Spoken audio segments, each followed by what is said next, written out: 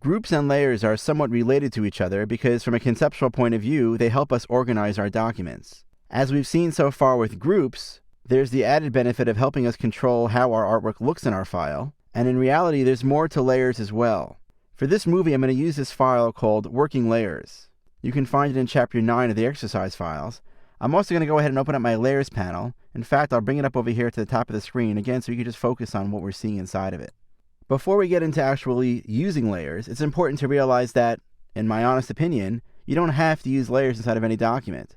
I think it's very difficult to get by without using groups, mainly because of how you use groups to affect your appearances, for example, when applying overall effects like drop shadows to entire logo elements.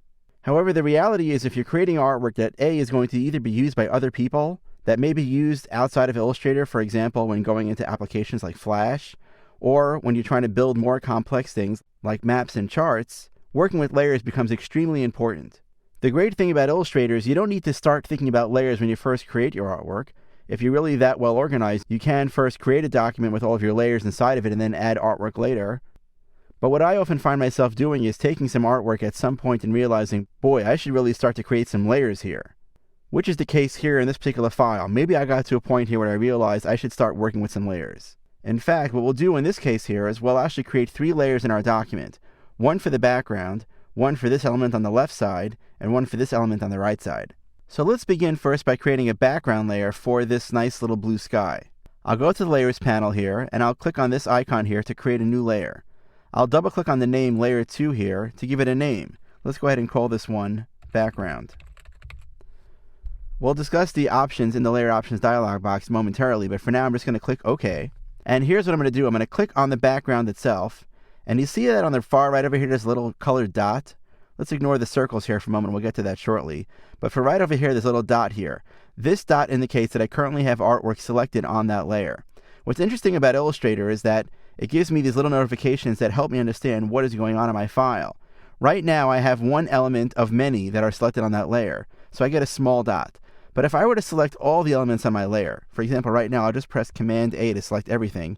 You see how that dot now becomes a big square? That tells me that I currently have everything selected on the layer. If I only have a small box there, that means that I only have some elements in that layer selected. Again, it's just a little thing that's there. But that little box has more importance than just a visual representation of what I have selected.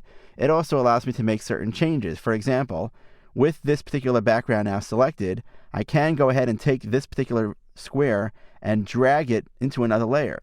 For example, right now I'm dragging it to the background layer. Now, the way that my hierarchy is inside of Illustrator, remember everything is always built from the bottom up. So in this case, I currently have layer 1, which has all the artwork on it, but I just moved that background up onto this layer, which is the background layer, which means that it's now covering over all the other elements beneath it. So while I've successfully moved the background into its correct layer, the layer itself is in the wrong position. So what I'll do here is I'll actually take the background layer and I'll drag that entire layer to be beneath layer 1. So that allows me to change the stacking order. Again, this is important to realize that when you have objects that are either above or below other objects, those only exist within a single layer. So just to give you an example, I'm going to undo this for a second here. I have the background layer, and currently the background is in that layer. And I realize, oh, you know something? This is covering that artwork. So maybe I'll think, oh, I'll just go to the Object menu. I'll choose Arrange, and I'll choose Send to Back.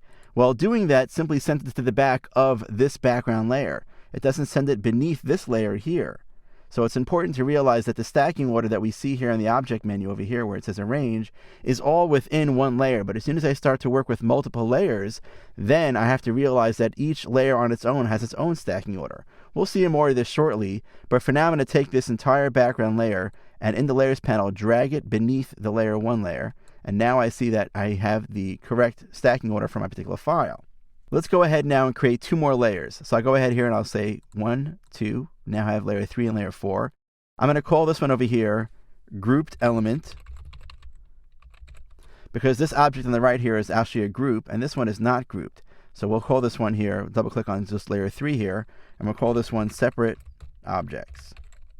I'm just naming the layers right now, but now if I want to move the elements into there, I can use the exact same method as before. I want to marquee select this area to select all these objects here, but if I were to click and drag right now, I'm going to select that background. Instead of me having to lock the background object itself, I can now simply go to the layer itself and click right over here. In doing so, I now have locked that particular layer. So now I can no longer select that, so it makes it easy for me now to go ahead and marquee select that shape. Working with layers, as you'll find, that also makes it far more easy to work within your file. By organizing things in this way, you could very quickly lock down certain parts of the file that are not necessary to either be able to select, or I could use this little eyeball to hide that layer completely. But I'm going to go ahead now and select all these elements right here. I now have this little dot right here. I can click and drag that into the separate objects layer. I'll now take these elements right here, and I'll move those into the grouped element layer. And now I can simply take layer 1 and drag it right to the trash can because there's nothing in that particular layer right now. So now I have the layers set up as I need to. If I were to use the eyeballs to toggle this right now, I can see that I have a background layer, I have that layer that contains all the separated objects, and I have the grouped element in that one as well. Now if you'll notice, I can click on this right now, and you see how all the elements are highlighted in this blue color? But if I click on this one, the elements are highlighted in this other color, like this green color. That's because I have the ability to choose what color my layers selections show in, and that helps me identify the layers as I select objects on the page itself. You can easily change these colors by simply double-clicking on any layer. For example, let's go ahead and double-click on the separate objects layer, and I see that I have a color specified here. No, this doesn't mean that the objects in my file are colored green, or the objects in this layer are colored green. Rather, it's the selection color. Whenever I have something selected, the little lines that show up to highlight that particular object as being selected are green. I can go ahead and I can choose any color that's here. I can even choose other and choose from the color picker exactly what color I want that particular layer to be. I would suggest staying away from the color black or white. Obviously, it makes it very difficult for you to see those selections when that happens. While we're here, let's take a quick look at some of the options here in this particular dialog box. We'll discuss the template layers shortly. Lock obviously is the same thing as me choosing the lock icon right here.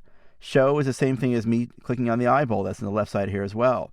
Print allows me to actually tell Illustrator to not print an entire layer. For example, right now, this by default is turned on, so this layer will print.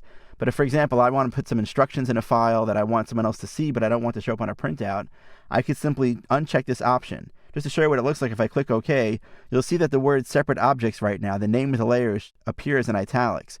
Whenever you see a layer that appears in italics, that means that that is a non-printing layer, and that layer will not show up on a printout. Let me go ahead and turn that back on again.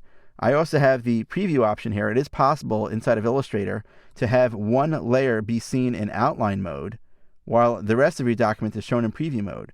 So we showed you before in the past where if you go to the view menu, you could toggle between outline and preview, but that was the entire document on a whole. However, when you look over here now, you can see that there are certain layers that are inside of preview mode and certain are in outline mode. I'll go ahead and double click on that layer again and turn the preview back on.